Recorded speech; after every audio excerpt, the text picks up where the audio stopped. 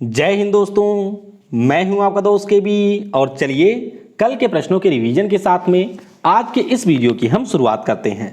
तो पहला प्रश्न था कि भारत देश में प्रति वर्ष आयकर दिवस कब मनाया जाता है। तो ध्यान रखिएगा, ये दिवस हर साल होता है 24 जुलाई को, यानी कि ऑप्शन बी हो जाएगा करेक्ट। अगला प्रश्न था कि जुलाई 2021 में यूनेस्को के द्वारा किन शहरों के लिए ऐतिहासिक शहरी परिदृश्य परियोजना की शुरुआत की गई। तो ये शुरू हुआ है ग्वालियर और ओरछा के लिए, यानी कि डी होगा हमारा करेक्ट। अगला प्रश्न था कि टोक्यो ओलंपिक 2021 में मीराबाई चानू ने किस खेल में भारत के लिए रजत पदक जीता है। तो ये इन्होंने जीता है भारोत्तोलन में, यानी कि ऑप्शन ए हो जाएगा करेक्ट। अगला प्रश्न था कि ऑल इंडिया फुटबॉल फेडरेशन के द्वारा 2020-21 के लिए किस महिला खिलाड़ी को फुटबॉलर ऑफ द ईयर नामित किया गया। तो ये नामित की गई हैं बाला देवी, यानी कि ऑप्शन सी होगा करेक्ट।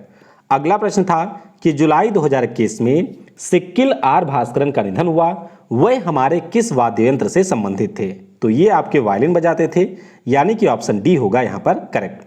अगला प्रश्न था कि जुलाई 2021 में भारत ने इंग्लैंड की नौसेना के साथ पर कहां पर पासेक्स अभ्यास किया है। तो ध्यान रखिएगा, ये अभ्यास किया गया है अभी बंगाल की खाड़ी में, यानी कि ऑप्शन ए होगा करेक्ट। अगला प्रश्न था कि जुलाई 2021 में किस केंद्रीय मंत्री ने भारतीय सेना के स्कीइंग अभियान आर्मेक्स 21 को हरी झंडी दिखाई है। तो इसे हरी झंडी दिखाई गई रक्षा मंत्री राजनाथ सिंह के द्वारा, बी होगा हमारा करेक्ट। अगला प्रश्न था कि जुलाई 2021 में किस देश ने इंटरनेशनल सोलर अलायंस फ्रेमवर्क समझौते पर 98वें देश के रूप में हस्ताक्षर किया है। तो इस देश का नाम है स्वीडन, यानी कि ऑप्शन सी होगा यहाँ पर करेक्ट। अगला प्रश्न था कि जुलाई 2021 में टोक्यो ओलंपिक में भारतीय टीम के लिए किसे प्रायोजक के रूप में चुना गया। तो यहाँ पर चुना गया है अडानी समूह को, यानी कि ऑप्शन बी होगा करेक्ट। अगला प्रश्न था कि जुलाई 2021 में ICAR नॉर्मन बोरलॉग पुरस्कार से किसको सम्मानित किया गया। तो ये पुरस्कार मिला है काजल चक्रवर्ती को, ऑप्शन हमारा डी होगा करेक्ट। अगला प्रश्न था कि जुलाई 2021 में RBI के द्वारा बैंकों के निदेशकों को दी जाने वाले जो ऋण राशि है इसको बढ़ा करके कितना किया। तो 25 लाख से बढ़ा करके 5 करोड़ कर दिया गया है, ऑप्शन हमारा डी होगा करेक्ट। आखिरी प्रश्न था कि मैक्स बूपा हेल्थ इंश्योरेंस ने अपने को किस नाम से रिब्रांड किया है। तो इनका नया नाम होगा नीवा बूपा हेल्थ इंश्योरेंस, यानी कि ऑप्शन हमारा ए हो जाएगा यहाँ पर करेक्ट। वीडियो में हम लोग आगे बढ़ें उससे पहले थोड़ा सा प्रमोशन कर लेते हैं। अनअकैडमी के ऊपर मेरी डेली 3 लाइव क्लासेज होती हैं। 12 बजे वाले क्लास में ग्रुप डी के जो आपके PYQ पूछे गए थे, यानी कि प्रीवियस ईयर क्वेश्चन पूछे गए थे 2018 में, उनका एक सुपरफास्ट टेस्ट होता है। तो 1 घंटे में हम लोग 100 प्रश्न करते हैं। 3:30 बजे वाली जो क्लास होती है इसमें आपके जो ग्रुप डी के प्रश्न पूछे गए थे उनको हम लोग करते हैं डिटेल में। और रात को 10 बजे वाली जो क्लास है उसमें हम लोग 2021 के जो हमारे सबसे महत्वपूर्ण करंट अफेयर हैं उनका एक कंडक्ट करवाते हैं लाइव टेस्ट। तो इसमें आपके 30 मिनट में टोटल 60 प्रश्न होते हैं। तो अगर आपको भी अपनी करंट अफेयर की तैयारी और बेहतर बनानी है तो आप इन क्लासेस को ज्वाइन कर सकते हैं। इसके अलावा अनअकैडमी में जुलाई महीने में हमारा मेगा सब्सक्रिप्शन का ऑफर चल रहा है। तो अगर आपको कोई भी सब्सक्रिप्शन यहाँ पर मैक्सिमम डिस्काउंट के ऊपर परचेज करना है तो आप मुझसे एक बार कॉन्टेक्ट जरूर करिएगा। अगर आप वैसे भी सब्सक्रिप्शन लेना चाहते हैं तो मेरा कोड यूज करिएगा KV10, इससे आपको 10% का मिलेगा डिस्काउंट। SSC कैटेगरी में इस समय बहुत ही शानदार ऑफर है। 1 साल का सब्सक्रिप्शन अगर आप लेते हैं तो 6 महीने का, और 2 साल के सब्सक्रिप्शन पर आपको 12 महीने का यहाँ पर सब्सक्रिप्शन मिलेगा बिल्कुल मुफ्त में। 28 जुलाई से SSC कैटेगरी में हमारे नए बैच भी शुरू हो रहे हैं। तो आने वाले समय में चाहे आपको SSC GD, SSC CHSL या फिर आपको CGL एग्जाम की तैयारी करनी है तो आप इनमें से किसी भी कोर्स को परचेज कर सकते हैं। ध्यान रखिएगा, एक कोर्स परचेज करने के बाद में आप सारे कोर्सेज को यहाँ पर एक्सेस कर सकते हैं। तो ध्यान रखिएगा, कोड मेरा है KV10, इसे आप लोग यूज करना बिल्कुल भी मत भूलिएगा। तो चलिए इस वीडियो की हम शुरुआत करते हैं। पहला प्रश्न है जो कि बहुत ही ज़्यादा महत्वपूर्ण है कि जुलाई 2021 में किस राज्य में स्थित रामप्पा मंदिर को यूनेस्को विरासत के रूप में मान्यता दी गई। तो अभी हम लोगों ने मुश्किल से 1 हफ्ते पहले ही डिस्कस किया था कि रामप्पा टेम्पल का नाम भेजा गया है और अब ये इसको यूनेस्को के द्वारा यहाँ पर धरोहर स्थल के रूप में मान्यता दे दी गई है और ये हमारा मिलेगा तेलंगाना राज्य में। तो ऑप्शन आपका यहाँ पर डी हो जाएगा करेक्ट। अब इस टेम्पल के बारे में भी आपको डिटेल याद रखनी है। जैसे कि पहले तो आप ये ध्यान रखेंगे कि यूनेस्को की जो 44वीं महासभा है उसका इस बार आयोजन चाइना के फुझो में होना था, लेकिन वर्चुअल मोड में इसका आयोजन किया गया। तो टोटल आपकी महासभा में 24 देश होते हैं। इन देशों के द्वारा आपकी वोटिंग की जाती है और उसके बाद में किसी भी देश में यहाँ पर विरासत स्थल को मान्यता दी जाती है। तो ये जो हमारा रामप्पा टेम्पल है ये आपको मिलेगा तेलंगाना राज्य के मुलुगु जिले में। और ध्यान रखिएगा ये हमारा भगवान शिव का मंदिर है। काकतीय वंश के एक राजा थे जिनका नाम था रचरला रुद्र। इन्हीं के द्वारा 13वीं शताब्दी में इसका निर्माण करवाया गया था। और आपको ध्यान रखना है कि हमारे देश का यह एकमात्र ऐसा मंदिर है जिसका नाम उसके वास्तुकार के नाम पर रखा गया है, यानी कि रामप्पा इसके वास्तुकार थे जिन्होंने इस मंदिर को डिजाइन किया था और उन्हीं के नाम पर इसका नाम यहाँ पर रखा गया है रामप्पा टेम्पल। मंदिर की खास बात यह है कि इसकी जो आपकी छत बनाई गई है, इस छत की खास बात यह है कि इसके ईंटें आपकी पानी में तैरती हैं। तो ये आपकी खास बात है। वैसे कई अन्य सारे विशेषताएं भी है इसकी, जिसके लिए इसको यहाँ पर यूनेस्को के द्वारा हमारे देश में 39वें धरोहर स्थल के रूप में मान्यता दी गई। तो अभी तक 38 थे, अब इनकी संख्या हो चुकी है 39। तो बहुत ही ज़्यादा महत्वपूर्ण है, इसके बारे में सारी चीज़ें आप याद रखेंगे।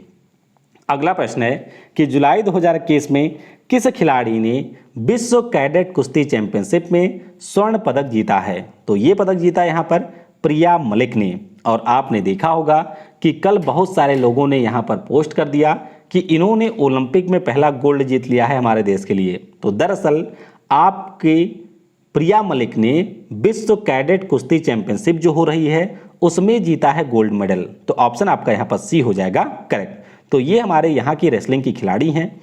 अभी आपके हंगरी की राजधानी बुडापेस्ट में इस कुश्ती चैंपियनशिप का आयोजन किया गया, जिसमें इन्होंने 73 किलोग्राम वर्ग में यहाँ पर गोल्ड मेडल जीता है। तो बेलारूस की एक खिलाड़ी थी जिनका नाम था सेनिया पेटापोविच। इनको इन्होंने 5-0 से हरा करके गोल्ड मेडल यहाँ पर जीता है। तो ध्यान रखिएगा नाम इनका है प्रिया मलिक और इन्होंने आपके गोल्ड मेडल जीता है। अगला प्रश्न है कि जुलाई 2021 में सुप्रीम कोर्ट के द्वारा किस संविधान संशोधन के एक भाग को खारिज कर दिया गया? बहुत ही ज़्यादा महत्वपूर्ण प्रश्न है। तो ध्यान रखिएगा जो हमारा 97वां संविधान संशोधन हुआ था 2012 में, उसके एक प्रोविजन को यहाँ पर सुप्रीम कोर्ट के द्वारा कर दिया गया है खारिज, यानी कि इस प्रश्न का ऑप्शन हमारा बी हो जाएगा करेक्ट। अब आइए थोड़ा सा ये समझते हैं कि इसमें हमारे कौन कौन से प्रोविजन थे। देखिए 97वां संविधान जो संशोधन है ये आपका किया गया था 2012 में। इसके अंतर्गत हमारे संविधान के 3 अनुच्छेद थे जिनमें किया गया था संशोधन। एक आपका था आर्टिकल 19 क्लॉज 1 का सी, आपके डीपीएसपी में 43 बी। तो इन दोनों को यहाँ पर सुप्रीम कोर्ट ने यहाँ पर बरकरार रखा है। लेकिन एक हमारा संविधान संशोधन था 9th वी। 9th वी में क्या प्रावधान था? तो जो आपके देश में कोऑपरेटिव सोसाइटी होती हैं उनके बारे में प्रावधान आपको अनुच्छेद 97 के अंतर्गत संविधान संशोधन 97 के अंतर्गत हमारे आर्टिकल 9B में दिया गया था। तो जाहिर सी बात है कि जो कोऑपरेटिव सोसाइटी होती हैं ये विषय हमारे राज्य सूची के अधीन आता है। और यहाँ पर सुप्रीम कोर्ट के द्वारा ये कहा गया कि अगर कोई राज्य सूची का विषय होता है और उसके ऊपर अगर संसद कानून वगैरह बना रही है तो उसके लिए राज्यों की जो हमारी विधानसभाएं होती हैं उनसे मंजूरी लेना आवश्यक होता है। तो यहाँ पर सरकार के द्वारा कोई भी मंजूरी नहीं ली गई थी और इसीलिए सुप्रीम कोर्ट के अभी 3 जजों की बेंच के द्वारा 9th बी में जो आपके प्रावधान थे उसको रद्द कर दिया गया है। लेकिन 19 के जो पहले क्लॉज में सी था और 43 का बी है, इसको एज इट इज रखा गया है। तो महत्वपूर्ण है, ध्यान रखिएगा आपके 97वें संविधान संशोधन के एक भाग को यहाँ पर सुप्रीम कोर्ट के द्वारा रद्द कर दिया गया है। अगला प्रश्न है कि नेचर इंडेक्स टॉप 50 में JNCASR हमारा किस स्थान पे रहा है? तो ध्यान रखिएगा ये रहा है 23वें स्थान पर, यानी कि ऑप्शन नंबर हमारा सी हो जाएगा यहाँ पर करेक्ट। अब ये क्या है थोड़ा सा आइए समझते हैं। दरअसल आपने सुना होगा नेचर पत्रिका के बारे में, तो इसी के द्वारा अभी आपका नेचर इंडेक्स जारी किया गया और ये जो हमारा इंडेक्स था वो आपके मटेरियल साइंस में किसी भी देश के संस्थान ने कितनी प्रगति की है उसी के आधार पर इस रिपोर्ट को जारी किया गया। तो बेंगलुरु में आपको मिलेगी Jawaharlal Nehru centre for advance scientific research, और ये हमारे देश की एकमात्र संस्थान है जो कि टॉप 50 इंस्टीट्यूशन में शामिल है और ये दुनिया में 23वें स्थान पर रही है। चीन की जो संघाई जियोटोंग विश्वविद्यालय है ये इस सूची में रहा है पहले स्थान पर। तो ध्यान रखेंगे आप लोग, Jawaharlal Nehru centre for advance scientific research ये रहा है 23वें स्थान पर।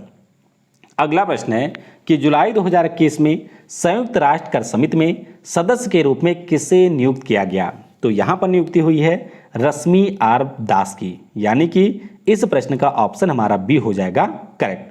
तो वित्त मंत्रालय में इस समय संयुक्त सचिव हैं रश्मि आर दास, और इनको अगले 5 वर्षों के लिए यानी कि 2021 से 2025 की अवधि के लिए यहाँ पर नियुक्त किया गया है एज ए मेंबर। तो ऑप्शन हमारा यहाँ पर बी हो जाएगा करेक्ट। अब बात करते हैं कि ये जो हमारी कमेटी है इसका काम क्या है? तो नाम ही इसका है यूनाइटेड नेशन टैक्स कमेटी।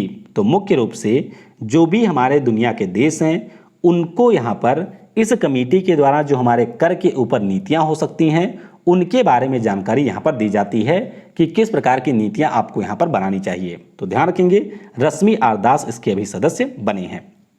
अगला प्रश्न है कि जुलाई 2021 में किस बैंक के द्वारा राष्ट्रपति भवन में अपनी शाखा को लॉन्च किया गया? तो ये जो बैंक है इसका नाम है स्टेट बैंक ऑफ इंडिया। हमारे देश का ये सबसे बड़ा बैंक है और इसी की जो पहली शाखा है वो आपके राष्ट्रपति भवन में खोली गई। तो ऑप्शन हमारा डी हो जाएगा करेक्ट। तो भारत के जो राष्ट्रपति हैं रामनाथ कोविंद जी ये इसके पहले ग्राहक होंगे। इसके अलावा राष्ट्रपति भवन में जो भी हमारे अन्य लोग रहते हैं वो सारे होंगे इसके कस्टमर। एसबीआई की बात करें तो 1 जुलाई 1955 को ये हमारा स्थापित किया गया था इंपीरियल बैंक ऑफ इंडिया के स्थान पर। मुख्यालय इसका आपको मिल जाएगा मुंबई में और अध्यक्ष इस समय है दिनेश कुमार खारा। अगला प्रश्न है कि जुलाई 2021 में किसके द्वारा अपनी आत्मकथा the stranger in the mirror की घोषणा की गई? तो ये जो किताब है इसे लिखा है फिल्म निर्माता राकेश ओम प्रकाश मेहरा ने, यानी कि ऑप्शन हमारा यहाँ पर सी हो जाएगा करेक्ट। तो ध्यान रखिएगा रंग दे बसंती जो मूवी है, भाग मिल्खा भाग है, अभी एक मूवी आई है तूफान, इन सभी के निर्माता आपके हैं राकेश ओम प्रकाश मेहरा और इन्हीं के द्वारा रीता राम मूर्ति के द्वारा